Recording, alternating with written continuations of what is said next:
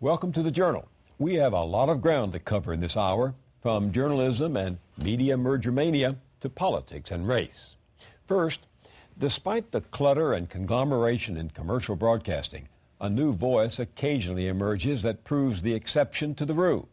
The rule is either echo right-wing ideology or bow your knee to the god of objectivity, meaning you simply counter a pound of official propaganda with an ounce of counterspin. Jon Stewart broke this mold with his daily show on Comedy Central, and now MSNBC's Keith Olbermann has done the same for cable news. Olbermann leaves no doubt about what he sees.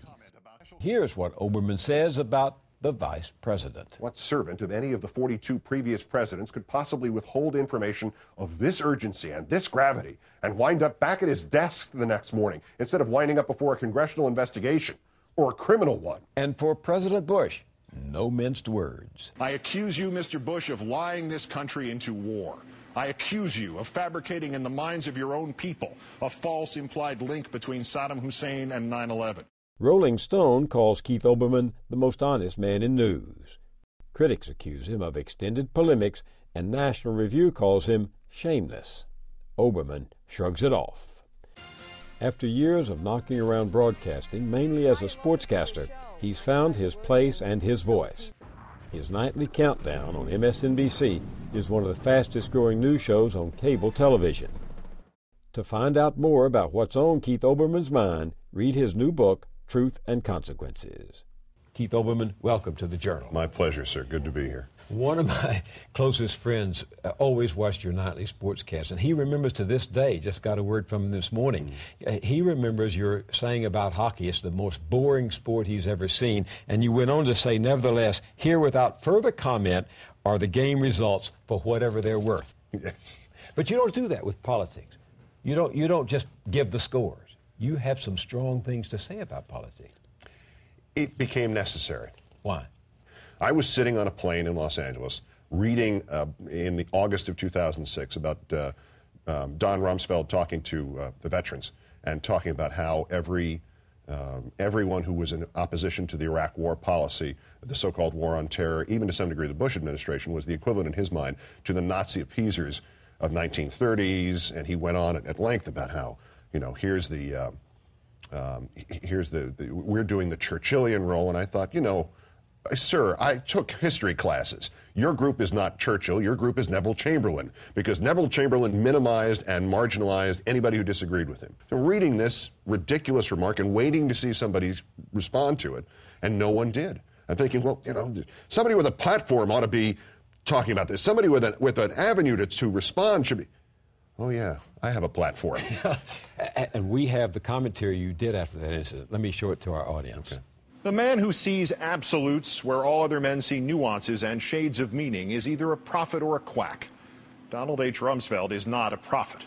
Dissent and disagreement with government is the life's blood of human freedom, and not merely because it is the first roadblock against the kind of tyranny the men Mr. Rumsfeld likes to think of as his troops still fight this very evening in Iraq.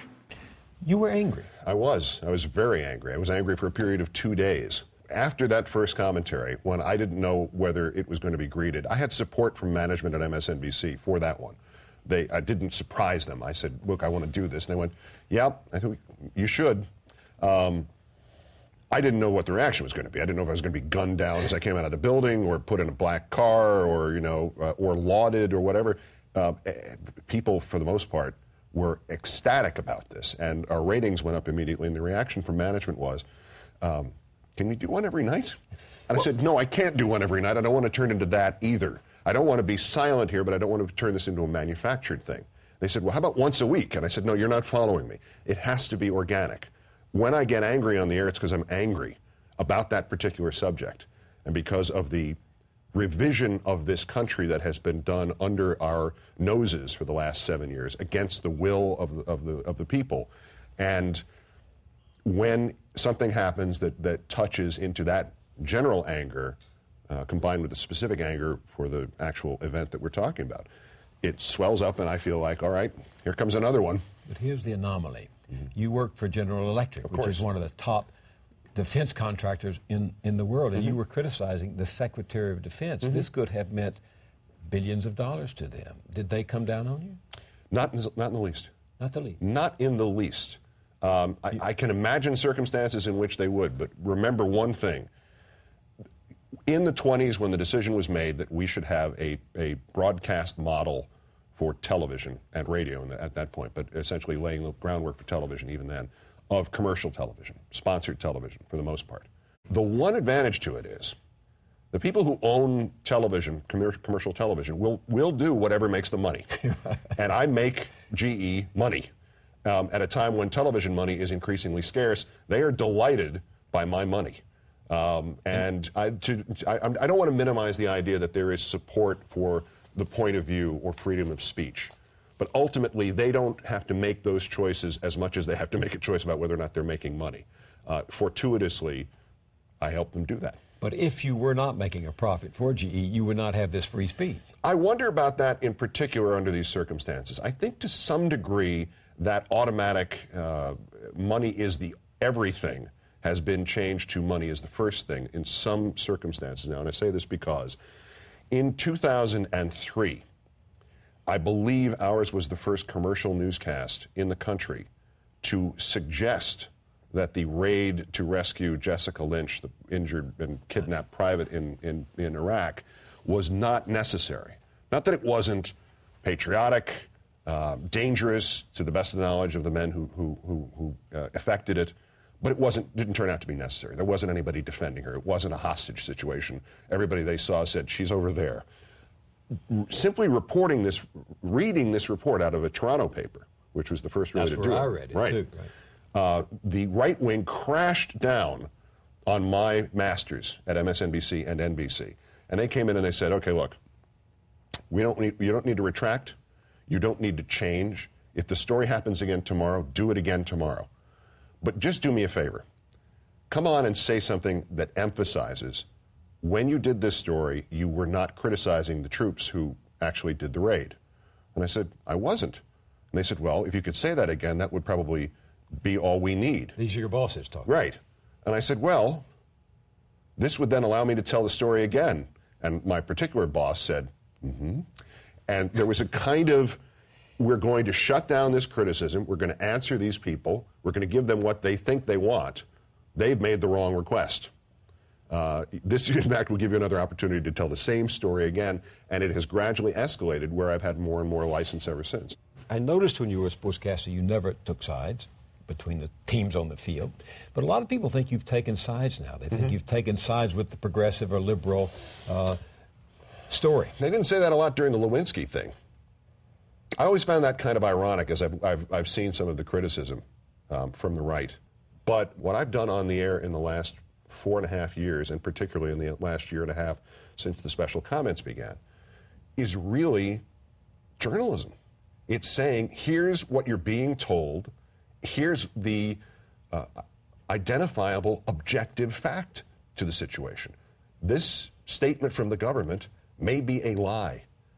And what we all did in this country, those who had voted for this president and those who did not, was to say, we're in dire trouble, we've been attacked, let's rally around him, give him all the support we can, and we will suspend our disbelief.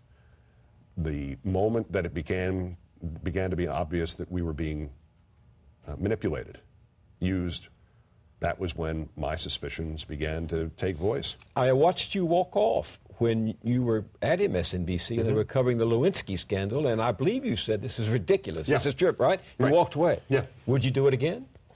I think probably it won't happen, but I would say that there were circumstances in this show. There was one occasion where I was prepared to go out the door an hour before one of the shows because we had one of those conflicting moments. This is very early on again. This is 2003, right, when we were all still in that kind of, gee, should we suspend our disbelief?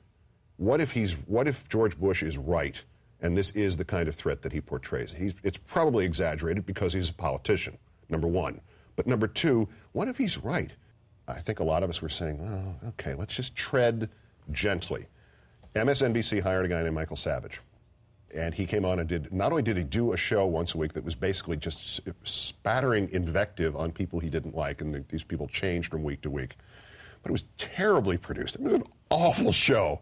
One night I walk in, my boss is out of town, and the guy actually running the show at Countdown at the point said, we're going to run a Michael Savage commentary. I got to go now. And he ran away. And I said, we're not running a Michael Savage commentary. That's in the... And he was gone. I called my agent. Now, I'd just gotten back to MSNBC. I left, as you said, under the Lewinsky circumstances. A lot of bridges were burned. Came back. Everybody hugged. It's 3 or 4 months in. I'm enjoying it. I think I'm making a difference. I'm getting that little sort of skeptical thing back. And here we're going to have a Michael Savage commentary in the middle of it. So I finally get a hold of my agent, and I said, I have to walk out, don't I? She said, yep, you do. And I said, yeah, I guess so. Well, it was a nice career. I'm going to try to get a hold of my boss in Washington, and I called him, and I said, I can't write. He said, can you find some reason not to run it that doesn't pertain to the politics? I said, are you saying to me if I go and look at it and it doesn't meet production standards, we don't have to run it? I might be saying that, yes. Just give me something to work with. And I went in and looked at it. The guy repeated himself 9 times. So I called the guy back and said, it's very badly produced. He's repeating himself. I don't think you should run it. He goes, okay, good enough. But those things still happen, and I'm sure they'll still happen. You said you were getting this little skeptical thing back. Yeah. What is that? It's what we do. It is the necessity of journalism. Skepticism, especially if you're trained in sports. Skepticism. Why in sports? I mean, what does sports have to do with news reporting? In sports reporting, it is almost assumed that you need to have some predictive ability, and you have to be able to discern patterns and also discern when somebody's telling you, no, our shortstop's great, and he really isn't. And what the difference between those two things are. When the results don't match up to the hyperbole, you need to be able to see that, and you need to be able to say it in some sort of informed way. When you cover a sport like baseball or football or whatever, you're here for this part of the story. You've joined it 75 years in progress or 100 years in progress. It should be the same way when you're covering the news, and particularly in politics. And yet, as we've seen, people in the political world now don't know what the Cuban Missile Crisis was. It seems to me that this country has become two choirs, each side listening to only to its own preachers. Should journalists take sides when everybody else is polarized? The definition now of being on one side is to have not flag-wavingly supported the president and anything he wanted, not handed him carte blanche after carte blanche after carte blanche. Not saying mission accomplished, right, mission accomplished. Exactly. It is. I said that I'm on the air with Chris Matthews on that day with Mission Accomplished on May 1st in 2003. And he's talking about this is George Bush's moment in history. And I said, don't you think that him wearing the flight suit's going to be a little bit of a problem during the election campaign? No, this is American history at its finest. I thought, gee, the guy's wearing a flight suit. You talk about the emperor's new clothes. Here it is. His new clothes are a flight suit when there was a controversy over whether or not he fulfilled his Air National Guard service. To say that suddenly became subjective, just to recognize that. It was as if you were saying, I'm only going to report, back to the sports analogies, I'm only going to report the Dodger scores when they win. You've started a new feature that goes beyond just skepticism, and I have an excerpt from it for the audience. Let's look at it. Bushed.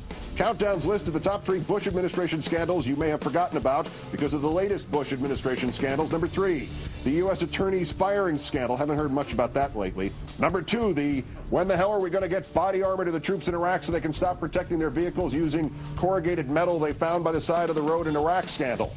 And number 1, the commutation of Scooter Libby's sentence scandal. Today, Libby dropped his appeal, so the case is closed, and finally the White House can answer questions about it. Right? Right. What inspired that? You're doing it every night. Yeah, well, seriously, it was when the NIE about Iran, the National Intelligence Estimate, was this overarching story consuming almost every news organization, left, right, and middle, for 2 or 3 days, and then bang, here comes the waterboarding tapes, or if you prefer, waterboarding gate, out of nowhere, and no one mentioned the NIE again. It just vanished. And it occurred to me that this had been bothering me for some time, that we had had so many scandals, so much scandal fatigue, that literally people were going, what was the name of that attorney general didn't he get fired? Did he fire somebody? What was his name? I can't remember. Who was it? Was Ashcroft? But after Ashcroft, who was? I said, well, look, this is literally a problem. I began to ask friends and people that I work with, how many scandals have we covered in this administration? It all happens so fast, amnesia sets in immediately. What does this mean for journalism? It means you have to do something like that. That part of the news is not just saying, well, this happened in the last 24 hours, but here's something that happened 6 weeks ago, and there's been a development in it. You're just not reading about it. You're not hearing about it because there's so much else to worry about. The list, Bill, of things that we could attach the word gate to in the Bush administration is now 50 items long. You know, one of the reasons I'm glad you came is because I wanted to give the young people who work for me a chance to ask you some questions. They're all aspiring to be journalists. So I circulated the fact that you're coming and said, give me some questions you would ask. Here's one. I've long had mixed feelings about Keith Olbermann. While it's nice to have a cable anchor who doesn't obsequiously parrot Republican National Committee talking points, I struggle with the fear that angry histrionics on both sides create more of the ugly polarization that paralyzes our institutions and prevents Americans finding common ground. How does Mr. Olbermann differentiate his ad hominem attacks from those we see on the other side? What do you say to Jesse? Well, they're better written. That's the first thing. No, I hate to. It's the most vulnerable point because it bothers me too. It's the one criticism that I think is absolutely fair. We're doing the same thing. It becomes a nation of screechers. It's never a good thing. But emergency rules do apply. I would like nothing better than to go back and do maybe a sportscast every night. But I think the stuff that I'm talking about is so obvious and will be viewed in such terms of certainty by history that this era will be looked at the way we look now at the presidents and the leaders of this country who rolled back Reconstruction. I think it's that obvious. And I think only under those circumstances would I go this far out on a limb and be this vociferous about it. Another question from Gloria. Yesterday I was scanning some of Mr. Olbermann's clips, and I found one especially striking. He was calling Bush a war profiteer, more concerned about the profits of the defense industry than the lives of the soldiers. Right after he was done speaking, an ad came up for Boeing. Does Mr. Olbermann feel his credibility is at all undermined by the fact that his network is financed by some of the very industries he decries in his commentary? Yeah, if we're going to try to go corporation-free in any regard, I'm afraid everybody watching will just be prepared for that, that old test pattern with the Native American head appearing in the middle of it, because we're all to some degree involved in it. It's a nation of corporations, whether we like it or not. As I said earlier, the fortunate part about broadcasting is if I'm making them money, it doesn't make a difference to them that I'm on the air, how I'm doing it. And to be fair, many of these people on an individual basis have consciences that cannot be expressed in a corporate sense. Many of the people for whom I work say, you are saying things that I cannot say. So I get support in a different way entirely from my bosses. Follow up from Reniqua. And this could be to me too. You're a middle-aged white man who works for GE. What's so different from you sitting at the news desk than Walter Cronkite 40 years ago? Why should people listen to you? I can't personally do anything about my racial background. I'm not going to wake up tomorrow anything other than what I am.